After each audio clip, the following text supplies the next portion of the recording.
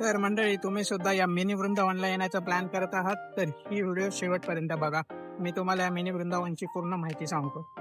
तर नमस्कार मंडळी, आज आपण ह्या विकेंडला चाललोय आपल्या पालघरला मिनी वृंदावनला भेट द्यायला. कारण त्या साईडला मी कधी गेलेलो नाही आणि खूप व्हिडिओ बघितलेल्या त्या मिनी वृंदावनच्या खूप भारी आहे म्हणून. तर आज ह्या विकेंडला म्हणजे आज सॅटर्डे आहे आणि ह्या विकेंडला मी चाललोय आता फॅमिलीसोबत पालघरला आपल्या मिनी वृंदावन फिरायला. सो लेट्स गो, आपण मिनी वृंदावनला भेट देऊया.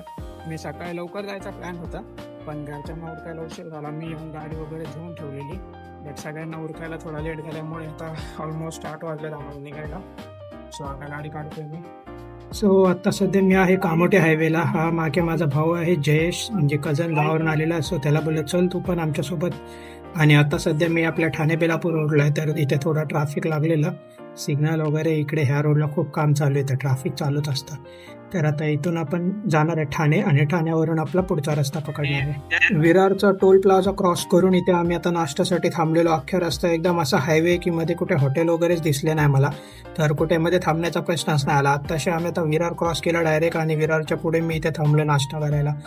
खूप भूक लागलेली पण अख्ख्या रस्त्याला कुठे थांबायला जागा नाही. घरून चपाती सोबत घेतली होती, मी फक्त वड्या घेतल्या आणि आम्ही चपाती सोबत खातोय वडा.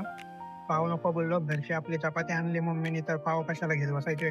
सो चपाती आणि वड्याचा नाश्ता आम्ही करायला इथं थांबलो. आता फायनली 1 वाजत आले आहेत आणि आता मी इथे ह्या स्पॉटला पोहोचलोय आपल्या मेन लोकेशनला. लोकेशन इकडे माझ्या मागे आहे, ह्या डोंगराच्या इकडे. आता सध्या यांच्या पार्किंगमध्ये मी इथे आपली गाडी पार्क केली. इथे खूप मोठी पार्किंगची सुविधा पण आहे आपल्याला, बघू शकता. एवढी मोठी पार्किंग इथं, तर ही पेड आहे की नाही माहीत नाही मला अजून. मी सध्या लावली, त्याच्या बाहेर सिक्युरिटीवाले आहेत, बट मी एका व्हिडिओत बघितलं होतं की फ्री ऑफ कॉस्ट पार्किंग असते. तर आता बघू, मला जर मागितलेस तर मी सांगतो. आणि आता इकडं आपल्याला जायचं आहे, ह्या साईडला मंदिर आहे. सो लेट्स गो, चला निघूया. आता आपण आतमध्ये आलोय आणि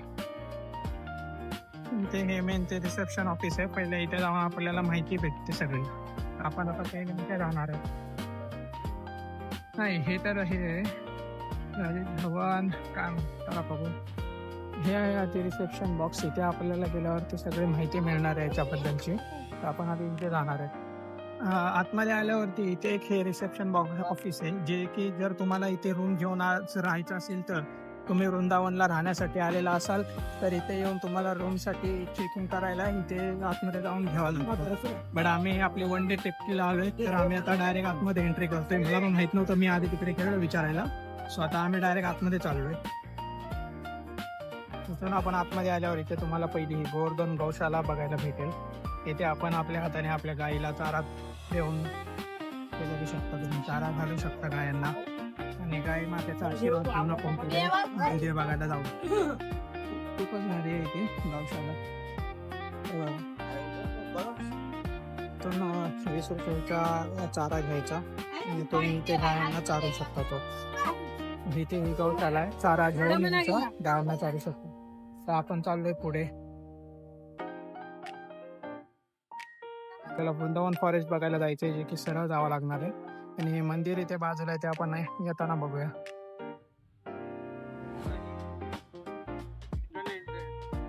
हे काय आतमध्ये म्हणजे एक्झिट आहे का? मेन फॉरेस्टची एंट्री तिकडे इकडे जायचं आपल्याला वृंदावन फॉरेस्ट साठी. भारी असं हे मंदिर आहे इथे मध्ये, खूप भारी मंदिर आहे. पण आता नाही बोलला, आता आधी इकडे सरळ आपलं वृंदावन फॉरेस्टला जाऊया आणि आल्यावर बाहेर आल्यावर त्या मंदिराकडे जाऊया. इथे हा बोर्ड लावला वृंदावन फॉरेस्ट.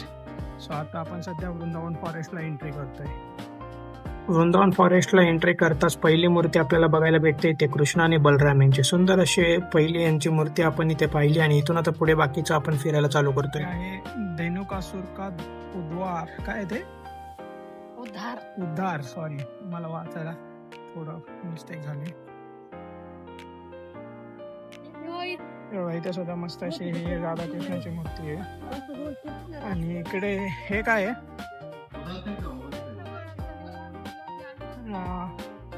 ते बघा,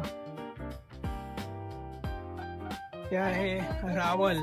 श्रीमती राधा राणी भगवान कृष्ण की दिव्य अर्जनी शाखी, त्याची ही इथे आहे. इथे पूर्ण या वृंदावन फॉरेस्टचा मॅप लावलेला आहे. तर एकदा हा मॅप दाखवतो. हो इथे हे पण आहे.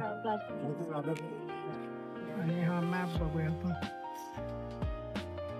ह्या मॅप मध्ये पूर्ण ह्याचं दिलेलं आहे की कुठे कुठे काय काय बघायला आहे आपल्याला या वृंदावन फॉरेस्ट मध्ये. आता आपण आलो आहे मथुरेमध्ये. आता मी तुम्हाला इथे मथुरा दाखवतो कशी आहे. आणि हे बघा, हे मथुरा. आता बघ इथं हा मस्त एक ब्रिज आहे छोटासा नदीच्या ह्याच्यावर. इथंच जास्त लोक थांबत असतील.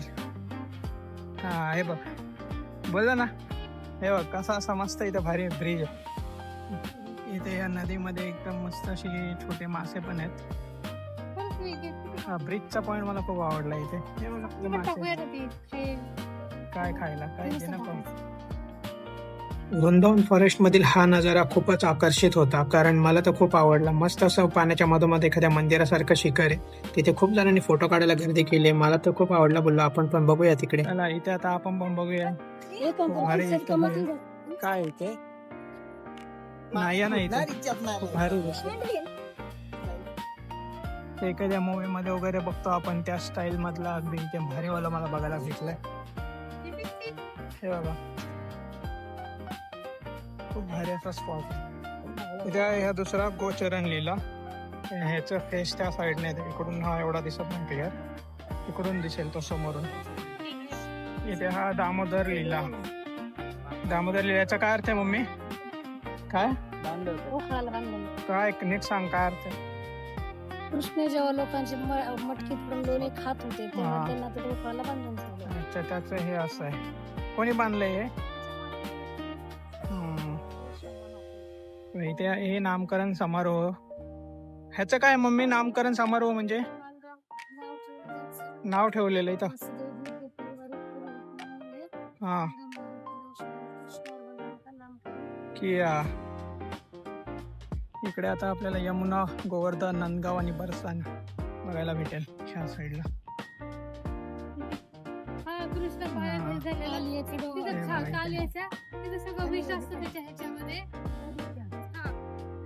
इथे आहे श्री राधा मदन मोहन मंदिर म्हणून. तेव्हा किती भारी असं नक्षीकाम आहे या मंदिरावरती.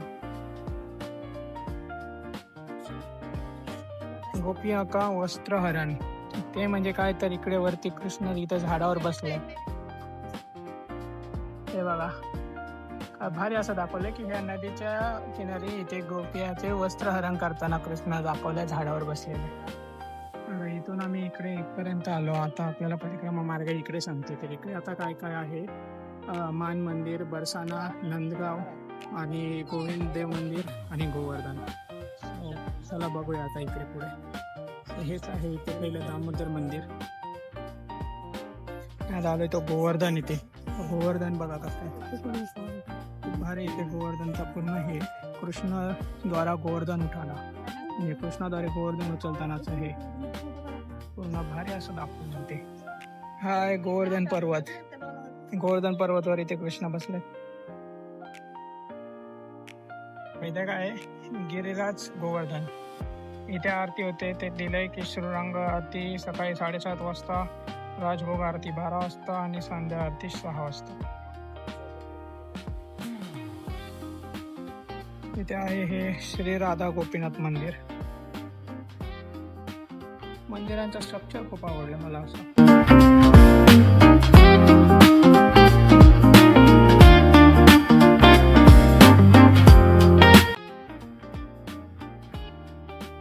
हे काय मम्मी बोललीस तू इथे येऊन सांग. हे काय इथलं? कृष्ण जेव्हा गाई चारायला घेऊन जात होते हा तेव्हा त्यांनी आपले शरीर सोडून एकत्र करून खाल्ल्या होत्या मित्रांसोबत.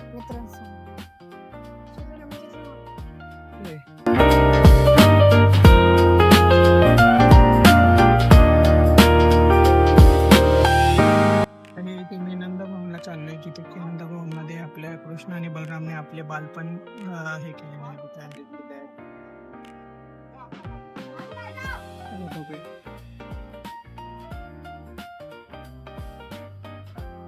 पाहिजे वृंदादेवी.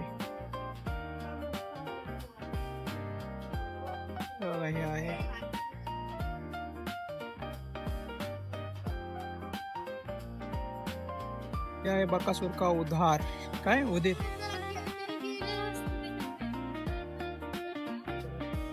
इथे एक हे मंदिर आहे. हे कोणतं होतं रे मंदिर नाव खाली?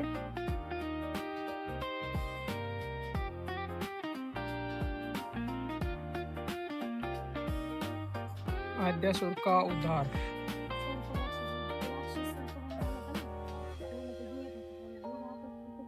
इथे ब्रह्मा विमोहन लीला. ब्रह्मा विमोहन लीला म्हणजे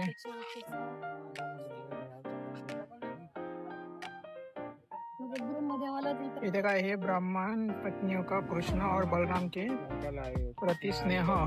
अच्छा ब्राह्मण पत्नी असं जाऊ नका. अक्रूर कृष्ण को मथुरा ले जा रहे हैं. अक्रूर हे कृष्णाला मथुरा घेऊन झाले. हे काय बोलली तू? मथुरेला घेऊन जातात ना कृष्णाला बलराम त्या गोपींनी त्यांना अडवले की जाऊ नका.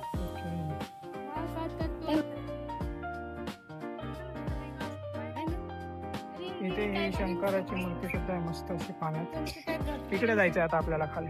इकडे पुढे नाही रस्ता. मित्रांनो माझं आतमधलं पूर्ण हे जे वृंदावन फॉरेस्ट आहे ते फिरून झालं. आता मी या मुख्य मंदिरापाशी आलोय. हे एक आहे आणि इकडे एक आहे जे की 4 वाजता चालू होणार आहे. आता 3:30 वाजल्यात. मी तेवढा वेळ थांबू नाही शकत. बट मी तुम्हाला सांगतो की तुम्ही सुद्धा नक्कीच तुमच्या फॅमिलीसोबत इकडे एकदा येऊ शकता आणि आलंच पाहिजे. खूप मस्त असं पूर्ण कृष्णाचं आपलं हे वृंदावन इथे एक रेप्लिका म्हणून बनवलं गेलं आहे. जे की मुख्य वृंदावन आहे त्याच्यासारखं रेप्लिका इथे आहे. तुम्ही तुमच्या फॅमिलीसोबत नक्की व्हिजिट करा. खूप म्हणजे खूप भारी आहे. मला तर आवडलं की मी नवी मुंबईवरून एवढे पालघर आलो. ह्याचे म्हणजे माझा टाईम वेस्ट नाही झाला. पण आल्याचं काहीतरी हे झाल्यासारखं वाटतंय. चांगली जागा इथे येऊ शकते. हे आहे ते दुसरं मुख्य मंदिर जे मी तुम्हाला आता बोललो की 4 वाजता चालू होणार आहे. तर लोक इकडे बाहेर थांबलेत अजून. हे बघा इथे अजून ओपन नाही झाले. 4 वाजता ते एंट्री देणार आहेत. पण मला तेवढा वेळ नाही. बाहेरून मी बघतोय खूप भारी आहे. खूप मस्त आहे. हे बघा इथून दाखवतो मी तुम्हाला सध्या. इथे एक फूड कोर्ट सुद्धा आहे की तुम्ही इथे काही फूड पण म्हणजे घेऊ शकता. म्हणलं तू गेला नाही नाही गेलो नाही. मी सांगतोय की इथे एक फूड कोर्ट आहे आणि पुढे त्यांच्या प्रसादाचं वेगळं आहे. इथे हे आपलं परचेसवालं आहे. तुम्ही परचेस करून घेऊ शकता आणि यांच्यातर्फे पण प्रसादाचं भेटतं. जेवण पण आहे आणि प्रसाद पण आहे. ते पुढे आहे त्यांचा निशुल्क खिचडी प्रसाद. ते बघा इकडे हे ते मंदिर. हे बघा हे इकडे आहे निशुल्क खिचडी प्रसाद. बट त्याचा एक स्पेसिफिक टायमिंग आहे. आता ते 4 वाजता चालू होईल. सकाळी 9:30 ते 12 होतं. आता 4ला चालू होईल आणि जेवणाचं पण तसंच पुढे. इकडे बाहेर निघताना हा एक स्पॉट मला दिसला. खूप भारी वाटला. बोललं एकदा हा पण बघूया. असे मस्त मोठे असे आपल्या बैलगाडीच्या चाकासारखे चाकं आहेत. अजून त्यांचं काम चाललंय. पण काम चालू असतानाच किती भारी वाटले ते इथं बघायला. हे मिनी वृंदावन इतर दिवशी दुपारच्या टायमिंगला बंद असतं आणि शनिवार रविवारी फुल डे चालू असतं. आणि इकडे बाय रोड येण्यासाठी खूपच चांगला रस्ता आहे. कुठेच रस्ता खराब नाही. लास्टला फक्त 10 किलोमीटर थोडा खराब रस्ता लागतो. आणि बाय ट्रेन येण्यासाठी तुम्हाला मुंबईवरून आपली 10:09ची ट्रेन पकडून पालघर उतरू. तिथून बस आणि बस नंतर ऑटो करावं लागते. आणि खूपच भारी मंदिर आहे. एकदा तुम्ही नक्कीच व्हिजिट करू शकता तुमच्या मित्रांसोबत. इथे तुम्हाला पार्किंगसुद्धा पूर्णपणे फ्री आहे. कसलाही तुम्हाला एंट्री चार्ज नाही आहे. आणि आतमध्ये जेवण आणि प्रसाद पण फ्रीमध्ये. आता आम्ही तर आलोय फिरून आता बाहेर पूर्ण सगळं आणि निघालोय आता आपल्या परत मुंबईच्या दिशेने. चला मग निघूया आपण रिटर्न. चला तर मग मंडळी आम्ही आता परत निघालो आपल्या घराच्या दिशेने. इकडे थोडा गावचा रस्ता आहे 8-10 किलोमीटरचा. खूप भारी वाटेल तुम्हाला देखील. भेटूया आपल्या नेक्स्ट व्हिडिओमध्ये. Bye bye.